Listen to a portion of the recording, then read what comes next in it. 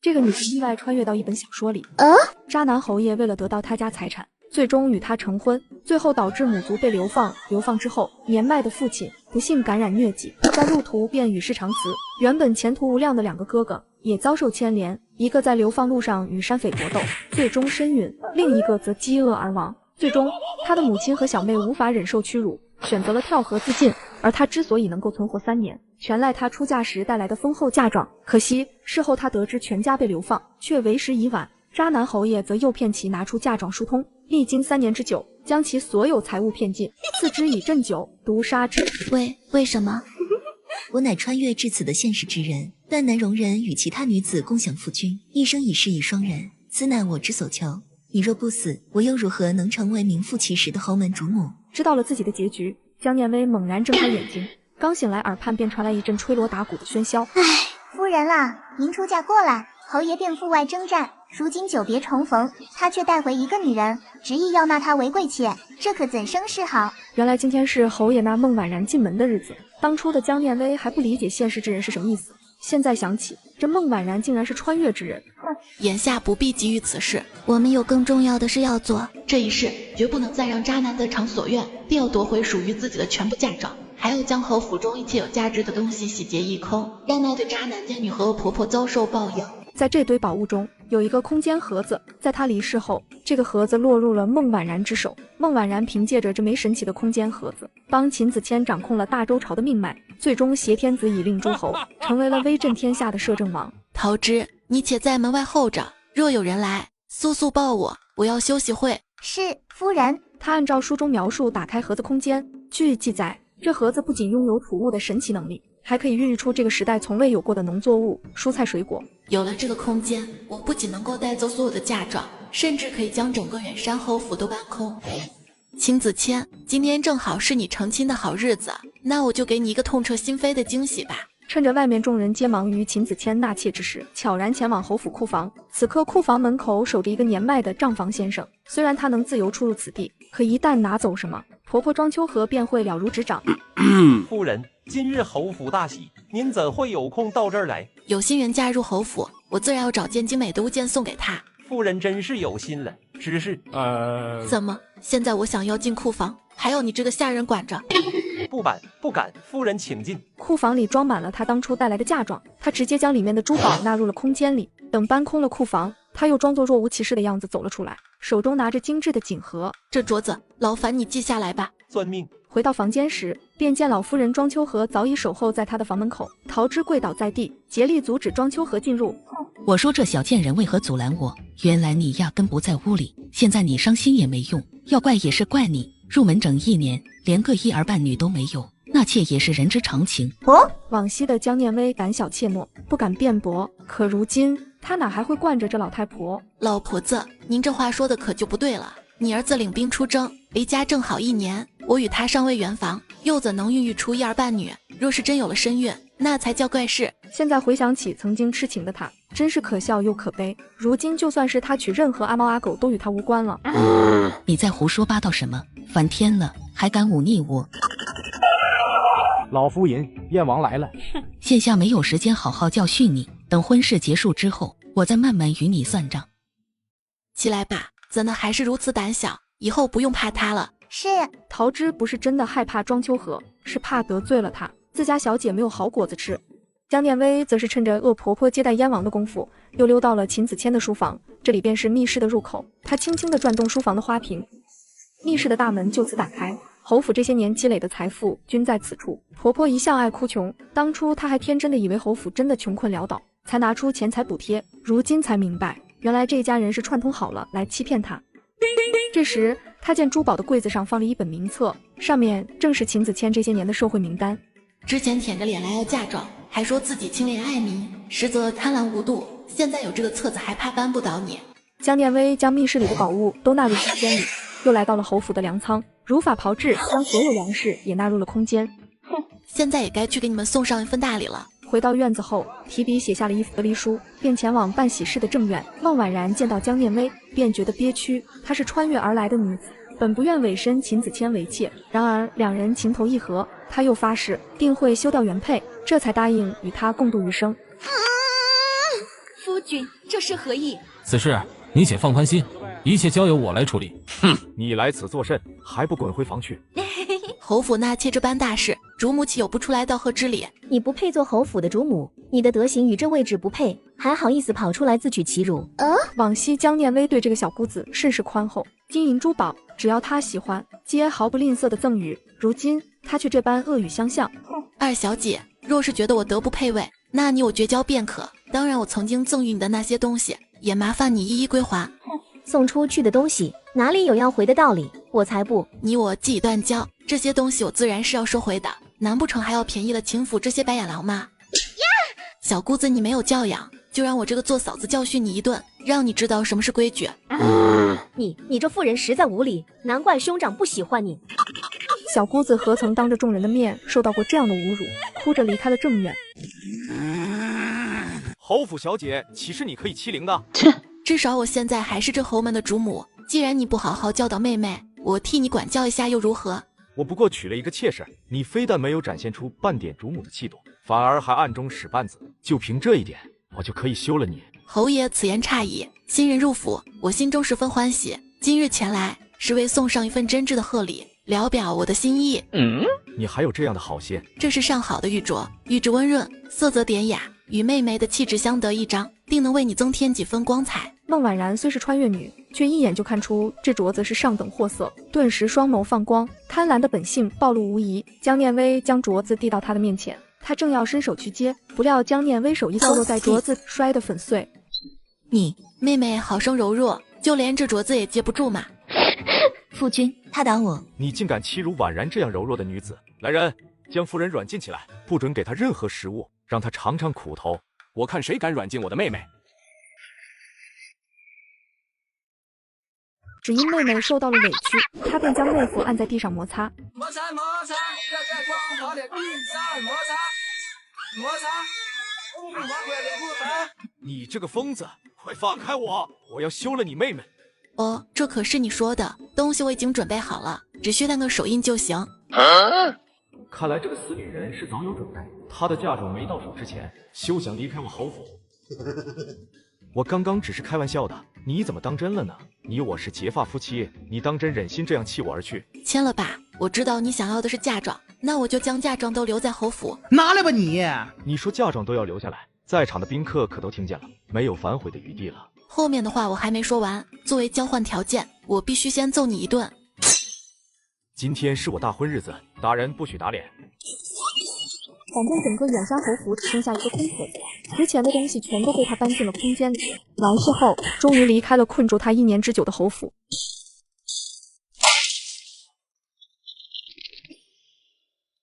我爹没有犯下什么罪责，为什么要带他走？立宪，不要争论了，我跟他走。江衍一个人倒是什么也不怕，最害怕的便是祸及家人。江大人多有得罪了，皇上要练，命我等捉拿你前去拷问，我也是迫不得已啊。这位官爷，是我家人不懂事，这些您且收着，指望你们能多多照顾一下父亲。还是你懂事，你放心，路上我们不会为难你爹。威尔，你回来的不是时候呀。没事爹，不会有事的。他还隐约记得上一世爹就是今天被打入大牢的，3天后全家就被流放，一家人就陆续死在途中。念威，你不该归来，若仍留于侯府，你必不受牵连啊！一荣俱荣，一损俱损。我姓江，自当与你们同在，咱们一家人绝不能乱了阵脚，必须齐心协力共度难关。他现在有了空间，离开京城这个水深火热的地方，未必不是一件好事。他又派了府中下人去采买一应生活用品，不多时，10几辆马车的货品便搬回了江府库中。在没有人时，江采薇又将他纳入了空间。如今父亲是众矢之的，也许有一个人能帮助江家，那就是誉王百里昭。他权势滔天，拥兵自重，秦子谦能被皇帝重用，一大半原因就是铲除了誉王。如果将秦子谦收贿名单给到誉王手中，作为条件，应该能保爹无恙吧。而且他正愁着如何卖出家中的产业，别人不敢买，誉王却肯定愿意。江念威直接来到了誉王百里昭名下的商铺。我有一场稳赚不赔的生意，想和你们誉王做交易，只有他亲自出面，我才会交出此物。我是王爷的心腹，可以直接与我交易也行。不行，这件事关联甚大，我必须要与王见面交易。哼，你最好说的是真的，要不王爷会死了你。随后江念威被带到了船房之上。江氏女，听闻你欲与本王进行一场交易，你可知道，本王向来不会参与无把握之事。誉王殿下，民女坚信你一定会对我所说的交易感兴趣。但说无妨。民女与远山侯彻底决裂，从侯府中带出一份他的受贿名单，如今正藏在别处。只要王爷答应我的请求，民女必奉上。本王怎知你说的是否属实？江念威早知如此，便拿出了率先抄写好的一部分。这是一部分名单，王爷可以过目。你想从我这边得到什么？我让你安排人照应下我爹，让他能顺利出京。还有，希望王爷能卖些甲胄给我。这些对本王来说倒不是难事。民女另有一事所求，说来听听。王爷是否能够帮民女教训一顿那寡情的前夫？这一点，姑自当为你达成。他早就想要解决掉秦子谦，有了这份名单，于他而言更是如虎添翼。本王还可以答应你，若是你遇到危难事情，凭此玉佩，本王还可以帮你一次。民女谢过王爷，那民女就此告辞。此时的远山侯府内，夫君，你我终于得以长相厮守。他本以为正妻会很难缠，没想到这么容易就被逐出了侯府。他凭借着自己的才智，改良了军队的武器，制定了新的战术，包括军事的训练方法，使得秦子谦在战场上如虎添翼，立下赫赫功勋。这一点让秦子谦对他充满了感激。我向你承诺，此生此世唯你一人，有了你，我必不会再有其他女人。子谦，我信你。谁这么不识趣，在此刻打扰我们？子谦，有要事与你相商。母亲这个时候来此是何道理？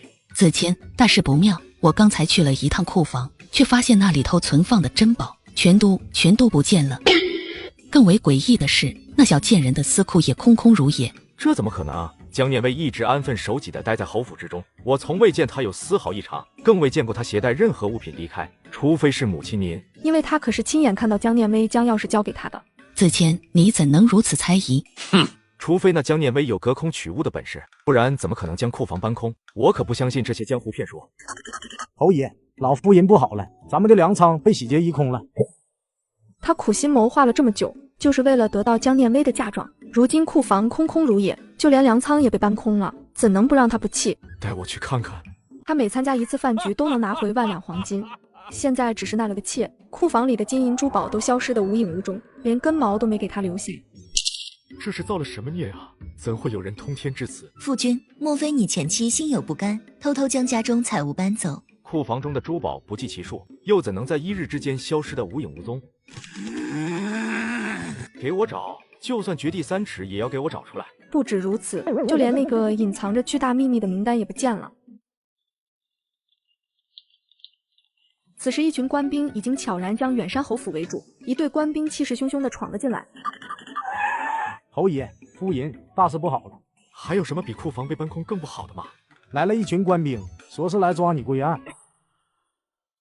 莫非那份名单已经被传出去了？快扶我逃走！那边有个狗洞。侯爷果然是能屈能伸呀，要再顽抗，就不只是抄家这么简单了。抄家？这是什么意思？你们别碰我，别碰我！对不起，婉然，让你刚嫁进来就受苦了。为什么会这样？这是我千挑万选的人呀，怎会陷入如此境地？大人，侯府都找遍了，别说银子，粮库里都在跑耗子。不应该呀，都说远山侯家有万贯家财，难道是假？果然流言不可信，将远山侯与他的家眷都带走，回去好好审问。要真是个清官，我还敬他是条汉子。娘亲，兄长，这究竟是怎么回事？为何他们要如此对待我们？少废话，以后有你好受的。就这样，秦子谦与他的家人都被押入了大牢。凭什么他就能好酒好菜，我就只能吃这些？哼，有的吃就不错了，还挑3拣4，去将他绑起来，我要亲自来审问。快说，你的那些财物究竟都藏到哪里去了？秦子谦吓得双腿发抖，欲哭无泪。他也想知道侯府的那些财物到底去哪里了。我不知道，我真的不知道。不说是吧？江念威早已提前与父打好关系，这才能让他爹爹在里面不受皮肉之苦。第二天天刚亮，便又一道圣旨来到江家。圣旨到，江家一众皆旨。奉天承运，皇帝诏曰：御史大夫江衍徇私枉法，今被查实，阵痛之入骨，愤不能平，着次连坐家族，子被流放崖州。过往此后，绝不提此事，钦此。接旨吧。江岩已在离庭等候你们，每人可携带一个小包袱，即刻启程。至于府上的其他事宜，包括抄家，自会由本公公妥善处理。原本他们全身都要被搜身，再羞辱一番。江念威知道，这肯定是誉王从中周旋，让江氏一族免于此遭。这位公公，托你照顾，让我们免遭羞辱。银两，咱家从不缺，咱家所求的不过是将女莫忘今日这份情谊。果然是在皇帝身边伺候的人，早已深谙世事，未雨绸缪。公公之恩，小女铭记在心，绝不敢忘。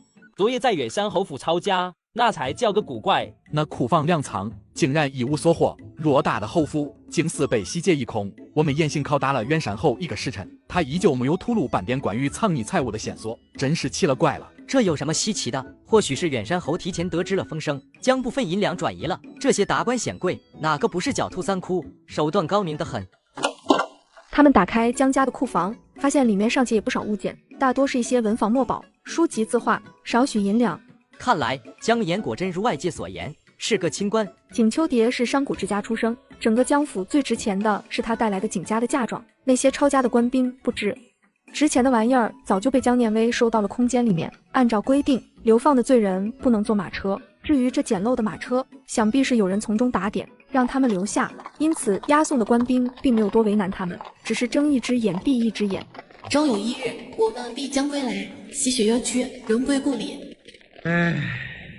要是现在给我一辆马车，让我死了，我也知足。拜拜。我操！江念威他也被流放了，不公平，不公平！为什么同为流放，他有马车，我却没有？要公平是吧？老子手中的鞭子就是公平。我是什么时候眼瞎的，会看中这个二货？这可如何是好？这可如何是好啊！夜幕降临，一群人也正好赶到驿站。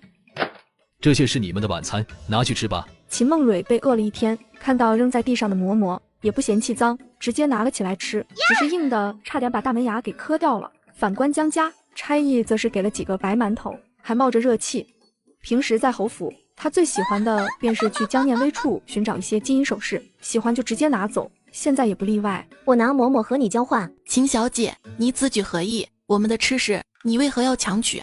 大嫂，你我之间怎么这么见外？我不过是看你手里的馒头不错，想与你交换而已。你从前对我那么好，你应该不会连这点小事都计较吧？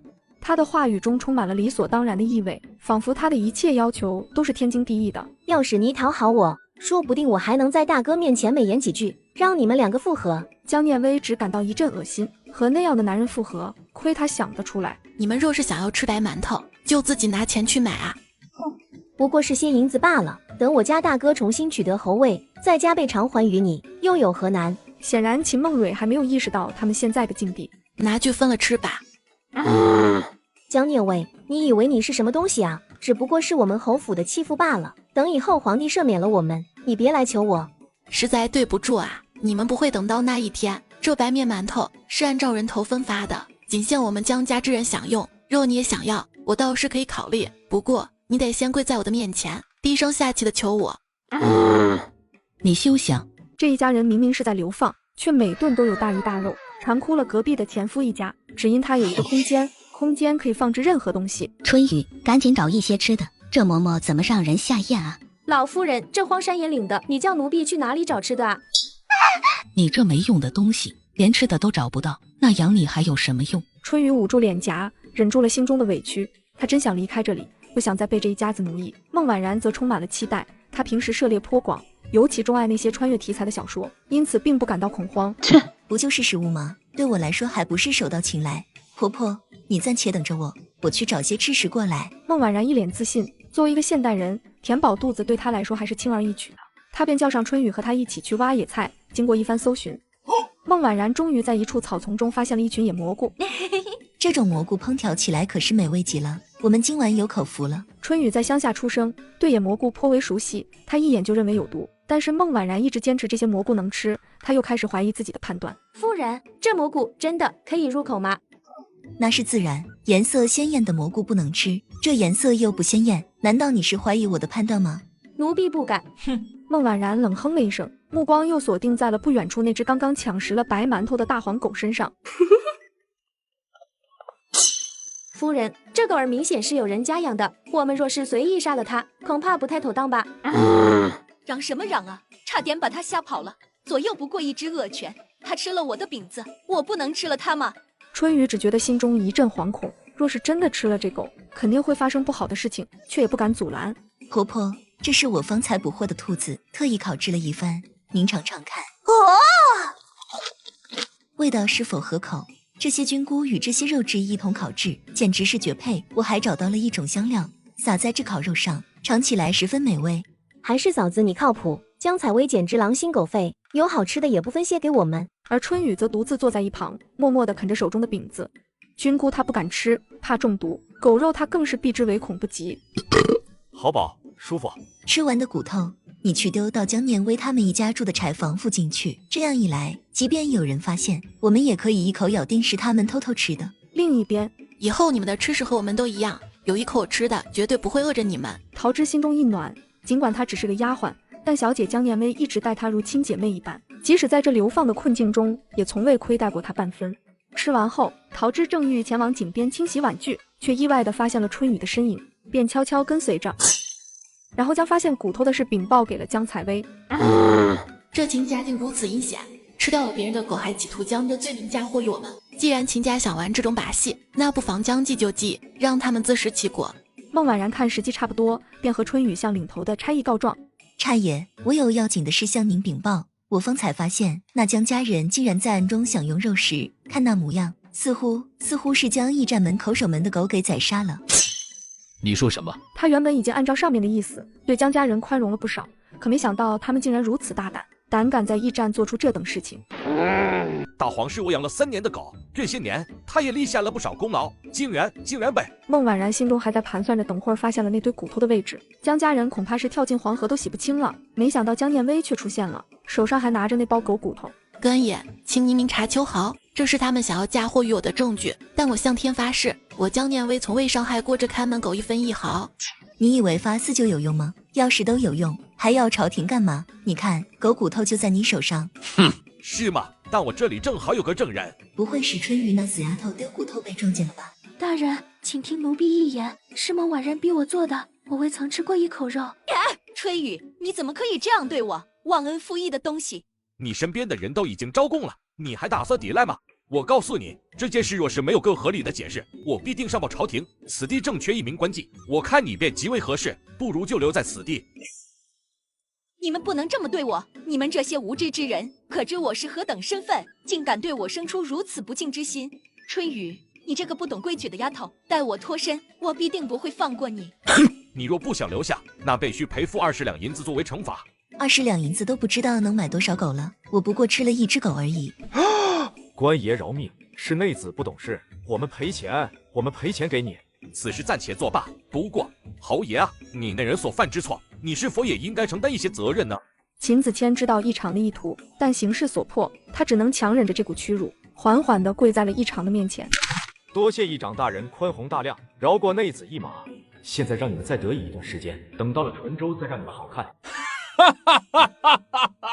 这次就先饶了你们，再不老实就不这么容易就算了。孟婉然从来没受过这么大的委屈，但又无处发泄。婆婆看你身边的丫头怎么没有好好教导，做出叛主的事情来。庄秋荷为了他将私藏的一部分的银钱拿出来作为赔偿，已经气得心梗，却没有想到这家伙还恶人先告状。你杀了别人的狗给我们吃，这样的事情你都做得出来？怎么，你们当时不是吃得很开心吗？现在又来说我的不对了？婉然，现在我们的情况你也是知道的，行事低调一些，即使你再怎么爱吃肉，也不能用这样的法子。子谦，你也觉得我做错了吗？你不也说好吃吗？够了，你还嫌事情闹得不够大吗？刚才你没有看到吗？我为了你做了什么？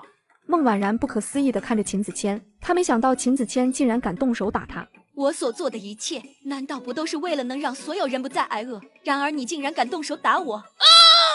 突然间，他的腹中绞痛如潮水般涌来，让他几乎无法站立。红伞伞，白杆杆，吃完一起糖拌拌。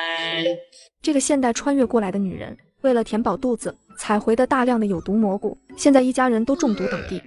哎呦，痛死我了！救命呀！刚才我们只是吃了狗肉和蘑菇。莫不是那蘑菇有毒？我实在是忍不住了，我要去茅房。哦，我也撑不住了。一家子轮流在茅房里出出进进，也无暇顾及春雨了。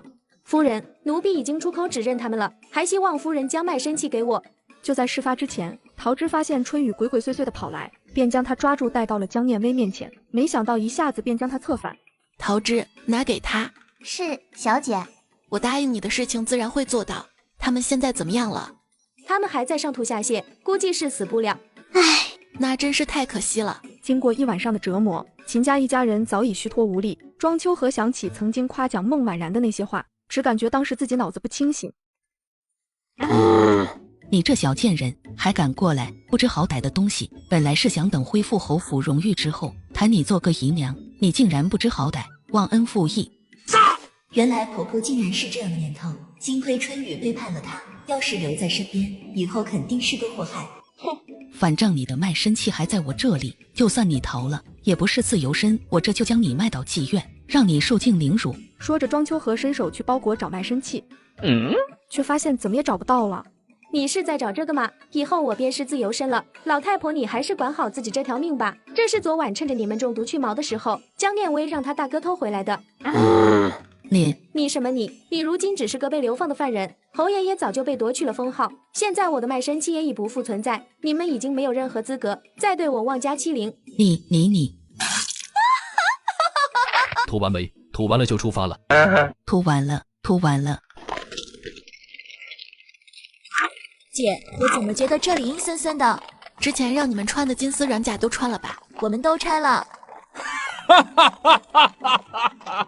江念威，你现在若是在我面前磕头谢罪，我还可以看在往日情分上对你网开一面。秦子谦，我劝你还是顾好你全家的性命，我们江家的生死不用你来操心。行，你们就等着瞧吧。子谦，你是不是有什么事情瞒着我？婉然，你终于肯与我说话了。上次我动手打了你，我知道是我不对，但你要相信我，江家这次不会有一个活口。不妙，前方似有。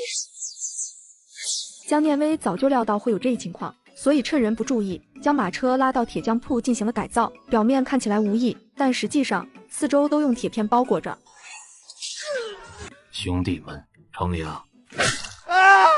小娘子长得不错啊，不如跟我回去当压寨夫人吧。你竟然敢碰我，恶心死了！快放开我！你这样低贱的人，怎么有资格碰我？我碰你一下怎么了？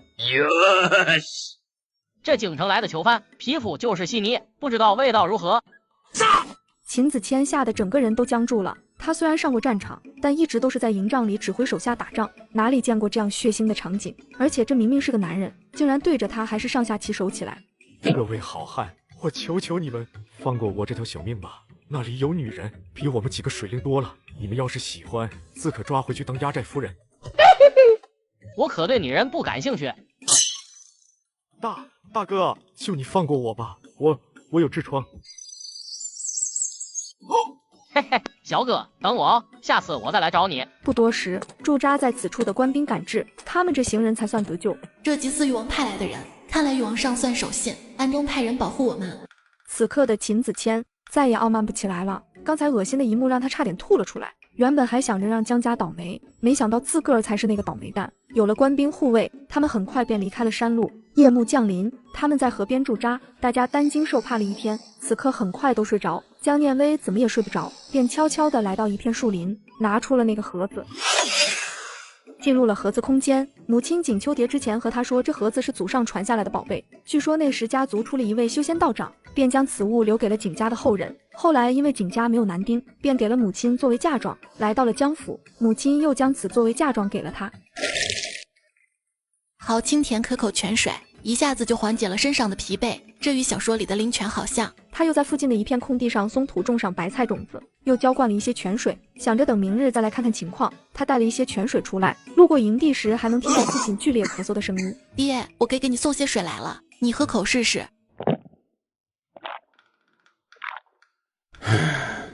岁月不饶人呐，我如今这把老骨头，怕是再也经不起折腾了。若是在这途中有个万一，你们也别太过惊慌。爹，你这是说什么话？你不会死的，只不过是咳嗽而已，肯定能治好的。刚刚还觉得胸口疼痛的江衍，突然感觉呼吸变得顺畅了许多，胸口那压抑的感觉也消失得无影无踪。这怎么一下子突然好多了？看来这泉水确实有增强体质的功效，这盒子空间里竟然还有如此意外的收获。爹，你吉人自有天佑，你有没有发现这次来的杀手有些不对劲？我察觉到了，他们是想要将我们全家赶尽杀绝呀！我都已经落魄至此，他们还是不肯放过我们。爹，我知道你一心为国为民，心中有大义，只是如今局势如此，我们只能明哲保身。等到江衍在流放路上看到百姓流离失所的惨状，他自然会明白当今的皇帝已经无药可救。到那时，无需他劝说，父亲也会想通这些事情。爹，你早休息吧，我先走了。马上要到达传州地界，上一世的大仇还没报，秦子谦与孟婉你们两个也等着受死吧。